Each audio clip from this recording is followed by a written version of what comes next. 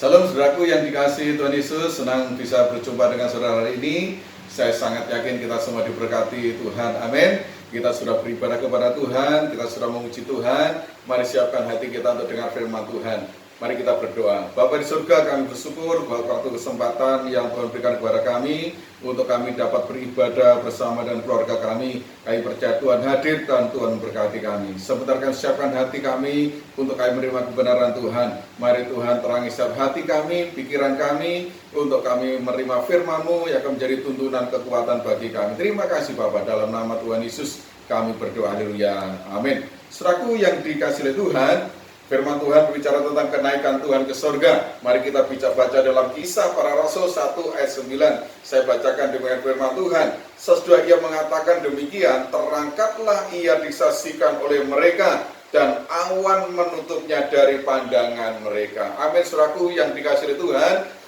Peristiwa ini adalah peristiwa di mana Tuhan Yesus naik ke surga disaksikan oleh para murid yang ada waktu itu di Yerusalem. Nah, saudaraku yang kasihan Tuhan, peristiwa kenaikan Tuhan itu menjadi suatu momentum yang luar biasa, karena itu membuktikan bahwa Dia Tuhan yang hadir dalam dunia ini dan Tuhan juga yang kembali ke surga. Nah, saudaraku, ada 3 hal penting yang kita renungkan dalam hubungan iman Kristen kita. Yang pertama, kematian Tuhan. Nah, kematian Tuhan Yesus itu adalah misi penyelamatan, karena firman Tuhan mengatakan dalam Ibrani 9:22, dan hampir segala sesuatu disucikan menurut hukum Taurat dengan darah, dan tanpa penumpahan darah tidak ada pengampunan. Nah, saudaraku, kematian Tuhan itu adalah misi penyelamatan. Tuhan harus tertumpah darahnya, menumpahkan darahnya. Sebagai apa, saudaraku? Sebagai penebusan bagi dosa-dosa kita. Karena firman Tuhan mengatakan, tanpa penumpahan darah tidak ada pengampunan. Dan kita bersyukur Tuhan berkorban bagi kita, menumpahkan darahnya bagi kita. Artinya kita menjadi orang-orang yang mendapatkan penebusan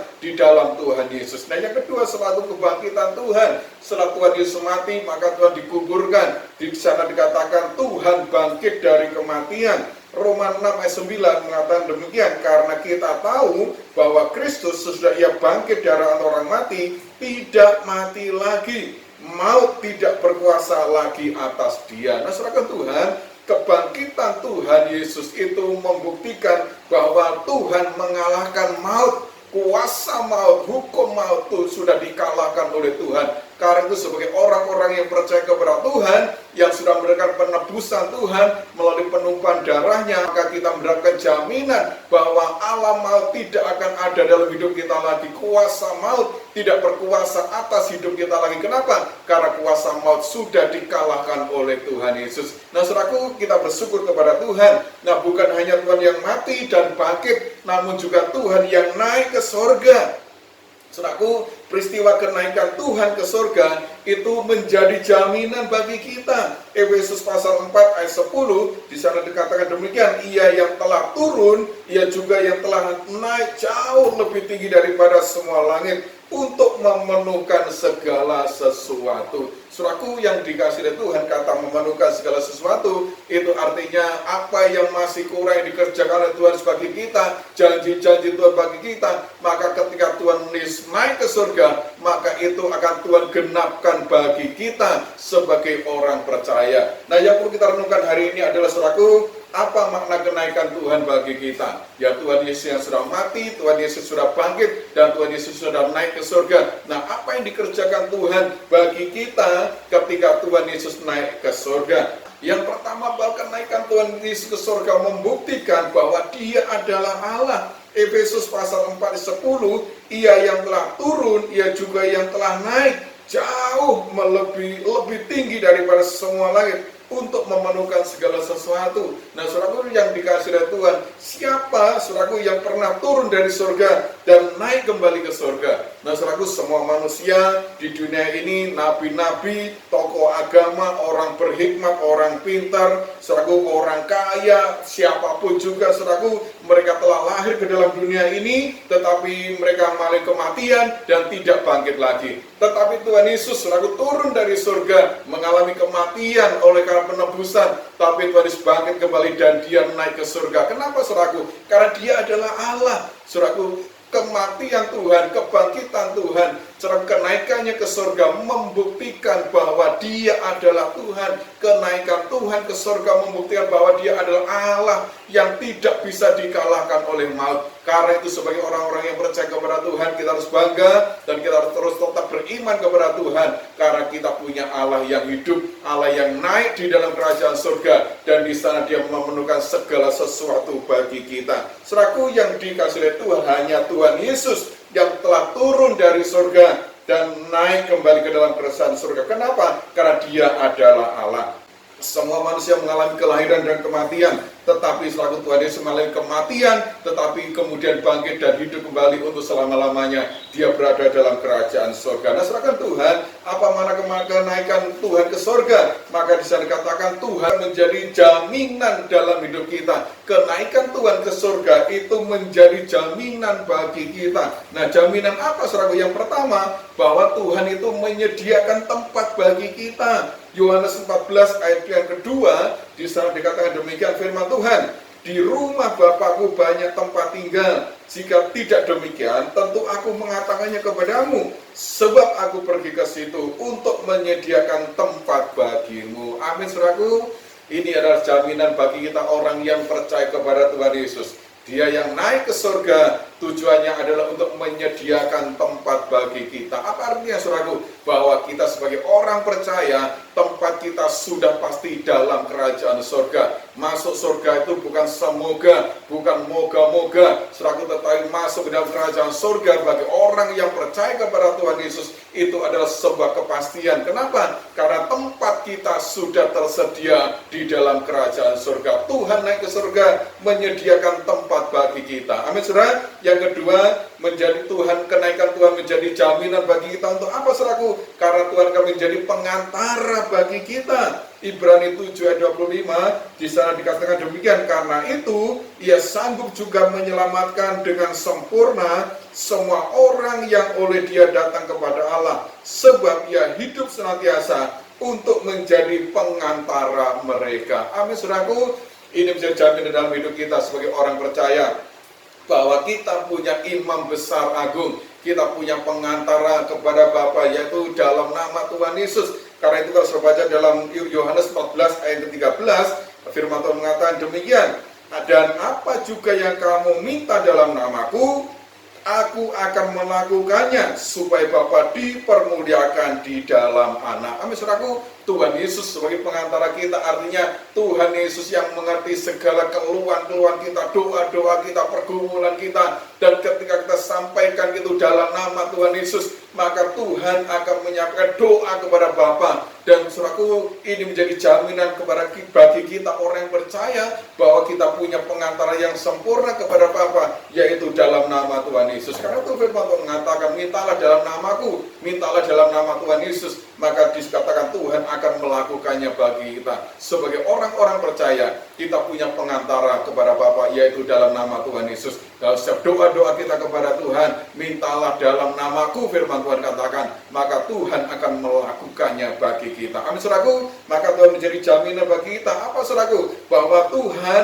akan mengutus Roh Kudus yang menyertai kita. Yohanes 16 ayat ke-7, di sana dikatakan demikian, namun benar yang kukatakan ini kepadamu adalah lebih berguna bagi kamu jika aku pergi. Sebab jika aku tidak pergi, penghibur itu tidak akan datang kepadamu. Tetapi jikalau aku pergi, aku akan mengutus Dia kepadamu. Amin, saudaraku. Dalam hidup kita, saudaraku, sebagai orang percaya, ketika Tuhan Yesus naik ke surga, maka kita tidak ditinggalkan sendirian. Kita bukan sebagai yatim piatu, tetapi Tuhan akan mengutus Roh Kudus-Nya. Karena itu menjadi jaminan bagi kita ketika Tuhan Yesus naik ke surga, maka Roh Kudus akan diutus untuk menyertai kita. Ketika Tuhan tidak naik ke surga, maka Roh Kudus belum diutus bagi kita. Tetapi ketika Tuhan Yesus naik ke surga, maka Tuhan janji Dia akan mengutus Roh Kudus yang akan menyertai menyertai dalam hidup kita sampai selama-lamanya. Nah, saudaraku, siapa Roh Kudus itu, saudaraku? Roh Kudus itu adalah pribadi Allah.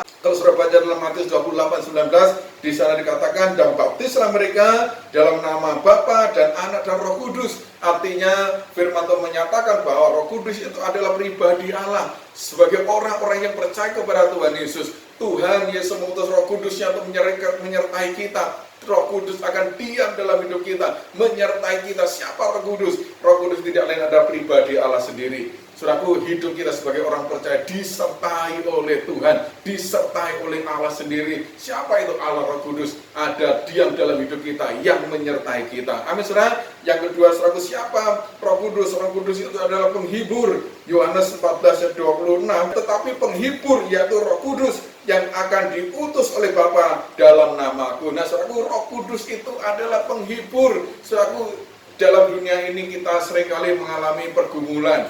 Kita mengalami kesusahan, kesulitan, kesukaran yang membuat mungkin kita sedih, kita kemudian putus asa. Tetapi jangan takut, ada Roh Kudus yang menjadi penghibur dalam hidup kita, yang memberikan sukacita dalam kehidupan kita, yang memberikan kebahagiaan bagi kita. Nah, saudaraku, yang ketiga, siapa Roh Kudus? Roh Kudus itu adalah penolong. Kalau saudara baca dalam Yohanes 14:16, di sana dikatakan, aku akan minta kepada Bapa dan ia akan memberikan kepadamu seorang penolong yang lain supaya ia menyertai kamu selama-lamanya. Amin, saudaraku, kita punya penolong yang setia dalam hidup kita. Siapa itu? Pribadi Allah sendiri, yaitu Roh Kudus. Karena itu, saudaraku yang dikasihi oleh Tuhan, bagi orang percaya tidak ada kata putus asa, tidak ada jalan buntu, tidak ada yang namanya tidak ada jalan keluar, tidak ada perkara yang mustahil. Kenapa? Karena Roh Kudus yang siap untuk menolong dalam hidup kita. Dalam segala apapun yang kita hadapi, maka Roh Kudus sanggup untuk menolong kita. Amin, saudara. Karena itu mintalah kepada Roh Kudus untuk menyertai kita, untuk menolong kita, untuk senantiasa menjamin hidup kita, untuk senantiasa mengcover hidup kita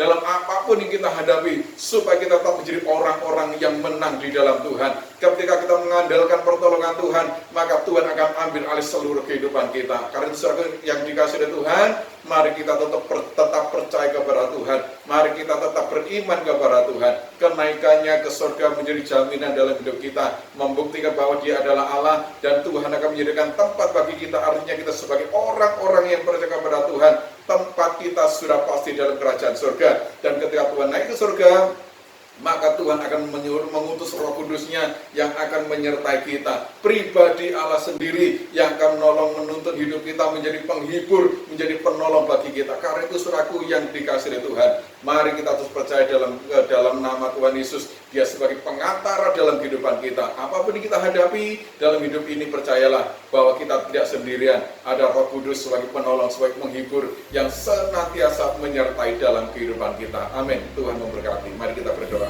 Bapa di surga, kami bersyukur buat kesempatan waktu yang diberikan kepada kami untuk beribadah kepada Tuhan. Bahkan kami sudah mendengar firman Tuhan hari ini. Kami percaya kebangkitan-Mu, kenaikan-Mu di surga itu menjadi jaminan bagi kami, bahwa Engkau akan menyediakan tempat bagi kami. Bahkan Engkau akan mengutus Roh Kudus menjadi penolong, penghibur, penuntun dalam kehidupan kami. Terima kasih Bapa, terima kasih. Kami percaya bahwa Engkau Allah yang hidup, Engkau Allah yang berkuasa atas alam maut, kuasa maut sudah Engkau kalahkan. Kuasa maut itu bukan menjadi bagian kami lagi, tetapi kami menjadi orang-orang yang dibenarkan oleh Tuhan, orang-orang mengalami kemenangan di dalam Engkau. Terima kasih Bapa, terima kasih. Roh Kudus menerangkan firman-Mu menjadi tuntunan berkat kekuatan dalam hidup kami. Berkati setiap kami, keluarga kami, jemaat Tuhan yang sudah beribadah pada hari ini. Apapun pergumulan, masalah, persoalan kami, Tuhan berikan jalan keluar. Bahkan mereka menghadapi sakit, penyakit, kelemahan tubuh, angkat satu semua dalam nama Tuhan Yesus. Biarlah kesehatan, kekuatan yang baru Tuhan senantiasa berikan. Bahkan di tengah-tengah pandemi virus corona ini, kami mohon perlindungan Tuhan. Setiap pribadi kami, keluarga, rumah tangga kami, jauhkan kami dari segala mara bahaya, sakit, penyakit, virus corona, kelemahan tubuh, apapun mengganggu, tolak semua dalam nama Tuhan Yesus. Tutup bungkus kami kuasa darah Tuhan. Kami senantiasa aman dalam perlindungan Tuhan.